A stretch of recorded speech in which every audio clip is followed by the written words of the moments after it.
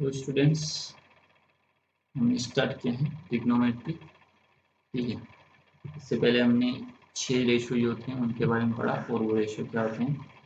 Sign, कोस, coat, सेक, cosec. ठीक है, उनका वैल्यू क्या होता है, कौन किस साइड के रेशियो की इक्वल होता है, वो हमको याद होना चाहिए। ठीक है, अभी ये कुछ इन्फॉर्मेशन है जो हमको याद रखनी है ट्रिग्नोमेट्री में, क्वेश्चन सोल्व करते टाइम या कुछ भी हम लोग पढ़ रहे हैं उससे रिलेटेड। तो हमको कुछ जो बातें हैं वो ध्यान रखने वाली हैं, वो यहाँ पे मैं बताऊँ।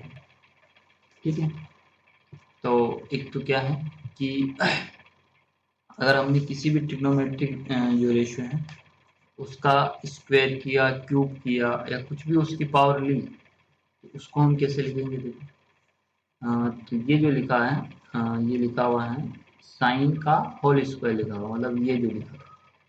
ठीक है, इसको हम लोग फॉर कन्वीनियंस ऐसे लिख सकते हैं, मतलब साइन पे स्क्वायर लगा दिया और उसके एंगल को छोड़ दिया। ठीक है, तो ये इसका मीनिंग,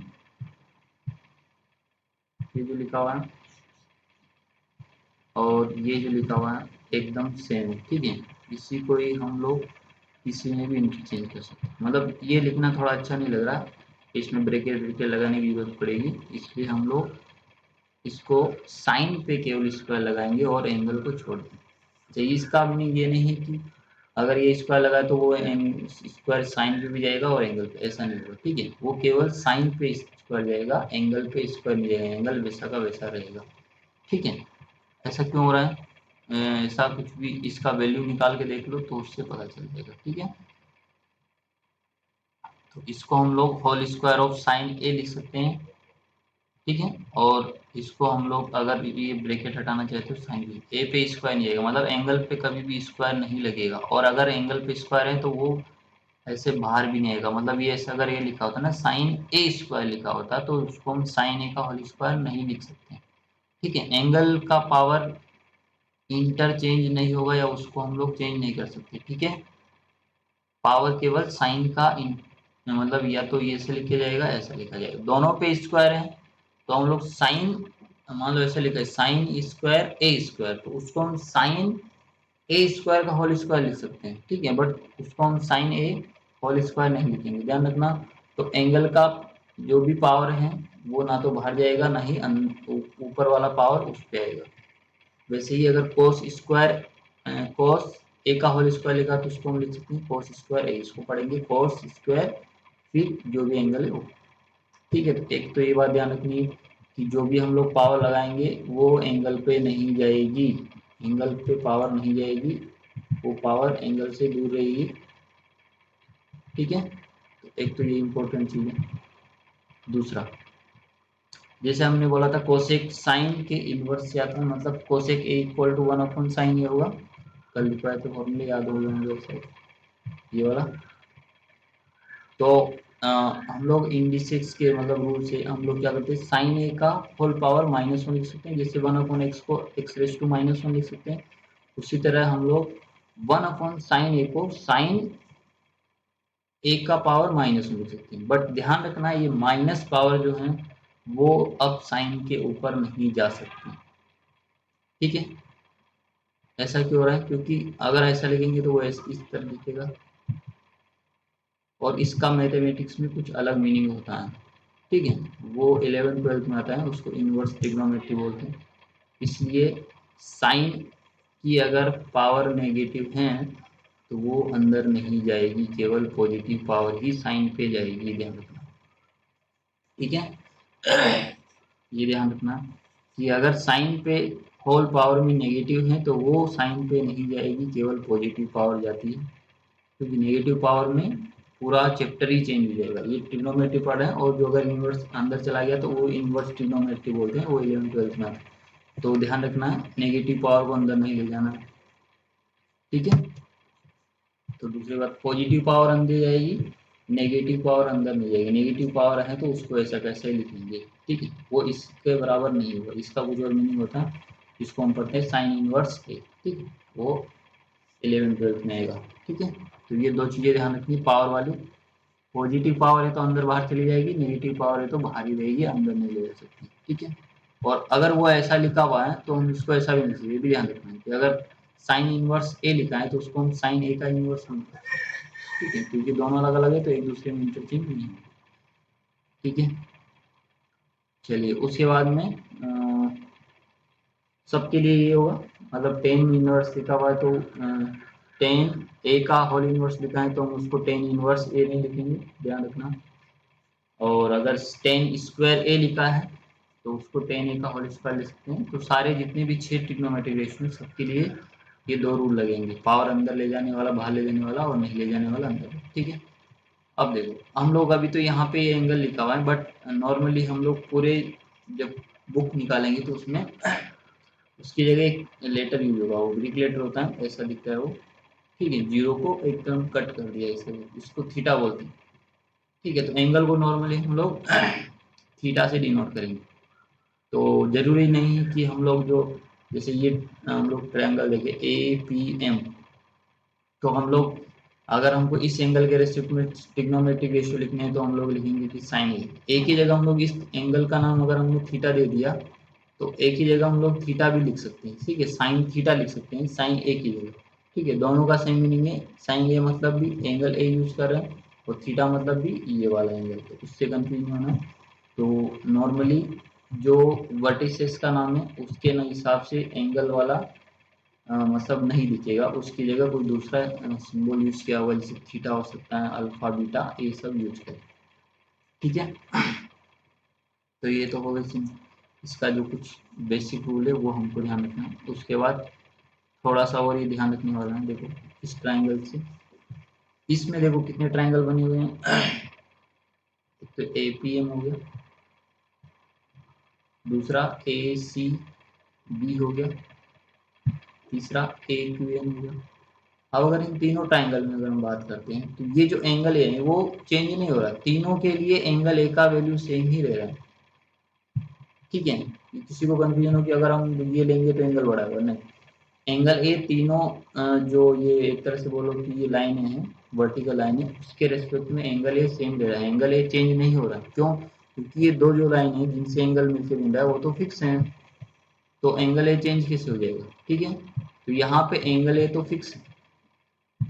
अब इसके अगर हम यहाँ पे एंगल ए के लिए अलग अलग ट्राइंगल को लेके हम लोग ट्रिग्नोमेट्रिक रेशियो लिखेंगे तो वो भी सेम ही आएगा, ठीक है। तो यहाँ से अगर हम मान लो इस छोटे वाले ट्राइंगल के लिए हम लोग ट्रिग्नोमेट्रिक रेशियो मान लो ये थीटा है मान लो, ठीक है, एंगल को थीटा बोल दिया हमने। तो मान लो अगर मैं साइन थीटा लिखूँ तो साइन थीटा क्या होता है, अच्छा ये एंगल 90 डिग्री होगा, तो ये हाइपोटेनस हो गया एपी, तो और पीएम मेरा क्या हो गया, अपोजिट टू एंगल है इसलिए ये परपेंडिकुलर हो गया या फिर वो, ठीक है, अपोजिट साइड हो गया। और ये एम क्या हो गया, एडजेसेंट साइड। तो अगर मैं sine angle, sine of angle या साइन ऑफ थीटा लिखूं तो लिखूंगा मैं अपोजिट साइड अपॉन हाइपोटेनस, तो लिखूंगा मैं P M upon A P, ठीक है। वही अगर मैं इस बड़े वाले, इससे बड़े वाले ट्राइंगल ए सी बी के लिए लिखूं तो क्या लिखूंगा, ये उस केस में अपोजिट साइड हो जाएगी, तो हो जाएगा बी सी अपॉन ए सी हो जाएगा हाइपोटेनस, ठीक है। तो उसका जो रेशियो है वो भी सेम आएगा। और इस वाले के लिए लिखेंगे तो क्या आएगा, क्यू एन अपॉन ए क्यू, तो भी सेम आएगा। ऐसा क्यों हो रहा है, क्योंकि ये सारे क्या है, सिमिलर ट्राइंगल, सिमिलर ट्राइंगल है तो कोरोस्पोंडिंग जो साइड है उनका रेशियो सेम रहेगा। इसलिए यहाँ पे ये जो ट्राइंगल है ए पी एम वो सिमिलर है ट्राइंगल ए सी बी के और ट्राइंगल ए क्यू एन। तो कैसे तुमको कर सकते हो, दो एंगल तो साफ दिख रहे, तीसरा एंगल अपने बराबर होगा, ठीक है। ए सिमिलरिटी से हो जाएगा 90-90 और ए कॉमन आएगा तीनों में, इसलिए ऐसा हो रहा है। तो यहाँ पे ये रूल लिखा हुआ है, the values of trigonometric ratio of an angle do not very with the length of side of the triangle if angle remains, मतलब जब तक एंगल सेम रहेगा तो जो साइड लेंथ का रेशियो है वो चेंज नहीं होगा, ठीक है, रेशियो सेम आएगा। हमने लेंथ बढ़ा दिया बट उसका रेशियो तो हमको सेम आएगा। तो ये तो रेशियो है, मान लो एक साइड मेरा पहले 2 था और एक साइड था 3, तो अभी अगर हमने रेशियो लिया मान लो तो 2/3, अब मैंने एक को बढ़ा दिया 4 गुना, मतलब एक को कर दिया 8 और उसको कर दिया 24। अब ट्राइंगल तो बड़ा दिखेगा 8 और 24, बट उसका जो रेशियो आएगा वो तो वापिस कितना आएगा, हाँ नहीं गलत कर दिया, 8 उसका 3 का 4 टाइम्स हो जाएगा 12। ठीक है, तो एक तो हो गया 8 और एक हो गया 12। अभी अगर हम रेशियो लेंगे तो 8/12, तो उसको क्या लिख सकते हैं 2/3। तो वापिस रेशियो ट्राइंगल तो बहुत बड़ा दिख गया, उससे हमने उसको 10 गुना कर दिया, एक कर दिया 20 एक 30, तो अब ट्राइंगल और बड़ा हो जाएगा 20 और 30 साइड वाला, बट रेशियो लेंगे तो वापिस 2/3। इसलिए जब तक एंगल चेंज नहीं होगा तब तक ट्रिग्नोमेट्रिक रेशियो का वैल्यू बराबर आता रहेगा। कि हम लोग रेशियो ले रहे हैं, हम लोग लेंथ को यूज नहीं कर रहे हैं, उनके रेशियो को यूज कर रहे हैं। तो रेशियो तो बहुत बड़े लाखों करोड़ों नंबर जो होते हैं उनका भी रेशियो एक बहुत छोटे नंबर के रेशियो के बराबर आ सकता है। ठीक है, इसलिए अगर साइड बढ़ती है एंगल चेंज नहीं होता है तो रेशियो वही रहेगा, उसको देख के डरना नहीं कि मैंने बड़ा ट्राइंगल लिखा तो इसके लिए अलग कुछ आएगा, वही आएगा। ठीक है, तो यही यहाँ पे लिखा हुआ है, इसको ध्यान रखना। उसके बाद ये थोड़ा सा और इन्फॉर्मेशन है, ये कभी आगे ही जाएगा।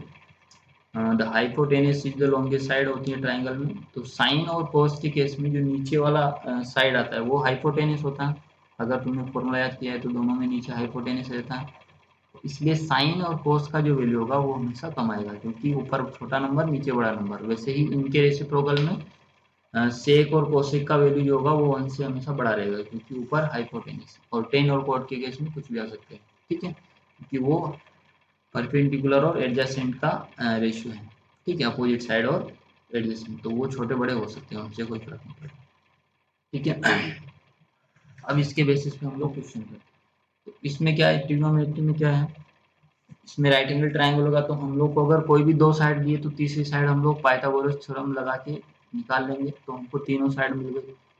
अब तीनों साइड मिल गई तो हम लोग 6 में से किसी भी ट्रिग्नोमेट्रिक रेशियो का वैल्यू लिख सकते हैं। ये सबसे इम्पोर्टेंट चीज है। तो इसमें यही क्वेश्चन होगा, कोई भी एक ट्रिग्नोमेट्रिक रेशियो पूछ देके कोई भी बाकी 5 में से कोई भी पूछा जा सकता है। ठीक है, तो क्या करेंगे, जो दिया हुआ उससे देखो एक क्वेश्चन करते तो ज्यादा समझ आएगा। जैसे ये दिया है 10a, मेरे को दिया है 4/3, तो find the other trigonometric ratio of angle A, ये क्वेश्चन। चलिए तो हम क्या करेंगे, ट्राइंगल बनाएंगे। ये ट्राइंगल बना दिया,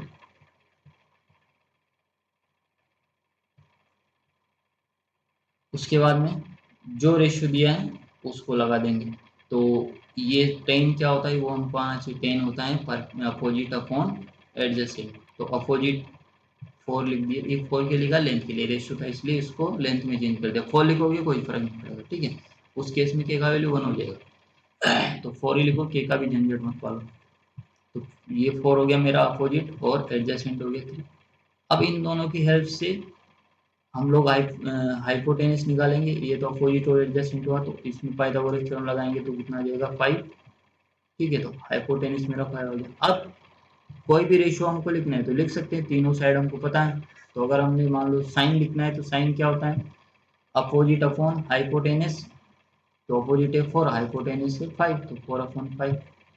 कॉस लिखना है तो कॉस क्या होता है, एडजेसेंट अपॉन हाइपोटेनस, 3/5।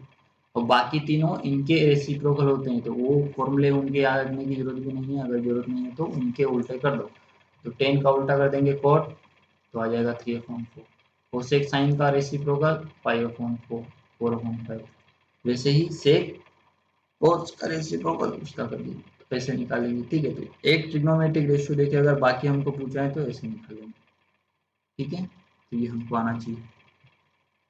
चलिए और एक एग्जांपल देखते हैं। In a right angle triangle A B C, right angle is at B. ठीक है, और इफ 10a इक्वल टू 1 दिया है then verify that 2 sin a into cos equal to 1 आना चाहिए। तो 10a इक्वल टू 1 दिया है मतलब 1/1 दिया है। ठीक है, तो इस केस में इसके एडजेसेंट और अपोजिट कितने हो जाएंगे 1 में, तो हाइपोटेन्यूज कितना हो जाएगा √2। ठीक है, ये √2 आ गया। उसके बाद हम लोग साइन ए निकालेंगे, sine A opposite upon hypotenuse, opposite 1 hypotenuse √2। वैसे ही कॉस निकालेंगे, एडजेसेंट अपॉन हाइपोटेनस, तो 1/√2। दोनों को यहाँ पे रख देंगे लेफ्ट हैंड साइड में, तो सोल्व करेंगे तो अपने आप 1 आ जाएगा। तो ऐसे इसके क्वेश्चन सोल्व करते हैं।